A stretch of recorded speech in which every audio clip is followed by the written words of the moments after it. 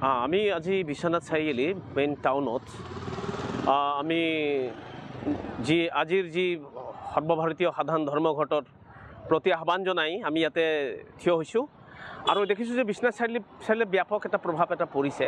সাধাৰণ আপোনাৰ গাড়ী ঘোঁৰা এইবিলাক বন্ধ হৈছে, মাত্ৰ প্ৰাইভেট কিছুমান গাড়ী আছে যিবিলাক বেমাৰী বা তেনেকৈ প্ৰাইভেট গাড়ী চলিছে, কিন্তু দোকান পোহাৰ আদি এতিয়ালৈকে বন্ধ হৈ আছে। ব্যাপক এটা প্ৰভাৱ পৰিব পৰা দেখা গৈছে। আৰু আমি দেখিছোঁ যে এতিয়া এই আপোনাৰ যি কেন্দ্ৰীয় চৰকাৰৰ যি শ্ৰমিক বিৰোধী নীতি লৈছে, গতিকে মানুহে ভিতৰি যে এটা ব্যাপক অসন্তুষ্টি আছে, এইটোই এই বন্ধৰ মাজেদি প্ৰকাশ পাইছে। মানুহে নিজেও কিছু খবৰ লৈছেগৈ। গতিকে বাগিচাবিলাকতো তেনেকৈ বাগিচাবিলাকতো বন্ধ। মোটামুটি আমি প্ৰচাৰ যিবিলাক সংগঠন আমাৰ হয়তো কিছুমানত নাই, তো তাতো বন্ধৰ প্ৰভাৱ ব্যাপক এটা পৰিছেগৈ। কিছুমান বাগিচাত 40, 60, 70, 30 এনেকৈ 70% বন্ধ হৈ গৈছে, 60% বন্ধ হৈছে। তাতে আকৌ আমাৰ যিবিলাক মালিক পক্ষৰ ইউনিয়নবিলাক আছে তেওঁলোকে খোলাৰ কাৰণে চেষ্টা কৰিছে। গতিকে আমি দেখিছোঁ সামগ্ৰিকভাৱে বেংক, LICৰ পৰা আৰম্ভ কৰি যিবিলাক ৰাজহুৱা খণ্ড আছে সেইবিলাক ইতিমধ্যে বন্ধ তেওঁলোকে দিছে, বন্ধ হৈছে। আৰু দোকান পোহাৰ মোটামুটি 2-এটাৰ বাহিৰে বাকীবিলাক দোকান পোহাৰ সমস্ত বন্ধ হৈ আছে। গতিকে তেওঁলোকে ব্যাপক সমৰ্থন জনাইছে আমি ৰাইজৰ প্ৰতি, যিসকলে এই বন্ধক সমৰ্থন কৰিছে। বন্ধই নহয়, এইটোতো এটা যুঁজ, অধিকাৰ ৰক্ষাৰ এটা যুঁজ। আজি চৰকাৰে যি জনবিৰোধী নীতিবিলাক লৈ আছে, জনসাধাৰণৰ পৰিপন্থী, জনসাধাৰণৰ বিৰুদ্ধে নীতি গ্ৰহণ কৰি আছে চৰকাৰে।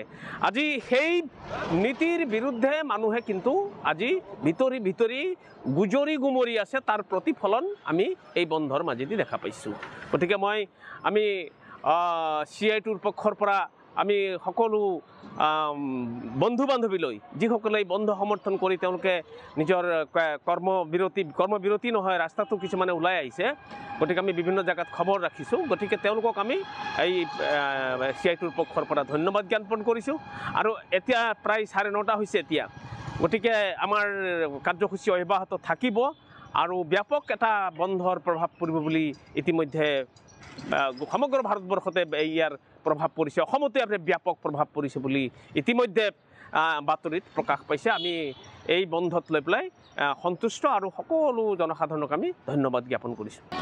9 জুলাই সৰ্বভাৰতীয় সাধাৰণ ধৰ্মঘট, যিটো ট্ৰেড ইউনিয়ন আৰু সংঘৰ্ষ কিষাণ মৰ্চাই আহ্বান দিছিলে, সেইটো বন্ধ আজি সাধাৰণ ধৰ্মঘটটো বন্ধলৈ ৰূপান্তৰ হৈছে। অসমতো ভাল প্ৰভাৱ পৰিছে আৰু আমাৰ বিশ্বনাথ জিলাতো গহপুৰৰ পৰা আৰম্ভ কৰি আনকি গাঁৱে ভূঞে থকা দোকানো ইতিমধ্যে তেওঁলোকে বন্ধ কৰিছে।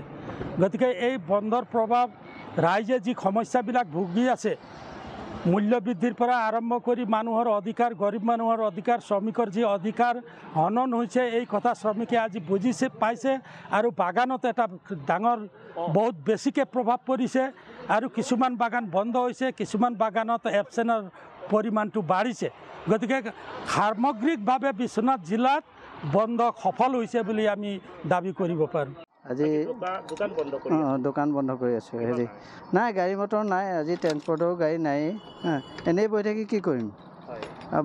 বন্ধটো ভালেই হৈছে, বাদমক বুলিয়ে ক'ব পাৰি বাৰু। কাৰণ ৰাতিপুৱা মই খোলাটো যিটো টাইমত খোলোঁ সেইটোতে খুলিছোঁ, কিন্তু গাড়ী নাই। দোকান পোহাৰটো বন্ধ হৈ খুলি কি কৰিব? নাই খুলি এনেই লাভ নাই। নাই ব্যক্তিগত বাছটো নায়েই বাৰু। STC গৈছে, পঠাইছে, নপঠালে নহয় কাৰণে গভৰ্ণমেণ্টটো। কিন্তু হেৰি নাই, মানুহ নাই, খালী গাড়ী পঠাইছে। মানিব লাগে সেইটো, কাৰণ হেৰি তেওঁলোকৰ এবাৰ টোল গেটৰ কথা কৈছোঁ। টোল গেটৰ সদায় নহয়, তেনেকৈ নহয়। চব বস্তু এটা সীমা থাকে ন। ইয়াৰ পৰা গুৱাহাটী গ'লে কিমান টোল গেট দিব লাগে, লখিমপুৰতো আৰু বাঢ়ি যাব ন, গহপুৰৰ বাঢ়ি যাব। প্ৰভাৱ পৰিছে বন্ধৰ, সকলোৱে বন্ধ কৰিছে। সেইটো গাড়ী মটৰ নাই, বন্ধৰ প্ৰভাৱ ভালকৈ পৰিছে বুলি ক'ব পাৰি। সেইটো STC বাছ সমস্ত নাই, কোনো গাড়ী ঘোঁৰাৰ সংযোগ নাই। ৰাস্তাত কোনো ধৰণৰ গাড়ী মটৰ দেখা নাই। দোকান বজাৰ নাই খোলা, সেইবিলাকো খোলা নাই। ব্যাপকভাৱে বন্ধৰ প্ৰভাৱ পৰিছে। আচ্ছা, বন্ধ যিহৰ কাৰণে দিয়া হৈছিলে এই ক্ষেত্ৰত মানে কি ক'ব, মানে এইবিলাক ড্ৰাইভাৰ সন্থাৰ বন্ধৰ বুলি কৈছে আৰু মানে দাবীসমূহ মানিব লাগে। সকলোৱে ড্ৰাইভাৰ সন্থা বুলি ক'ব পাৰি। সেইটো কাৰণে প্ৰভাৱটো ভালকেই পৰিছে, সেইটোৱে আৰু।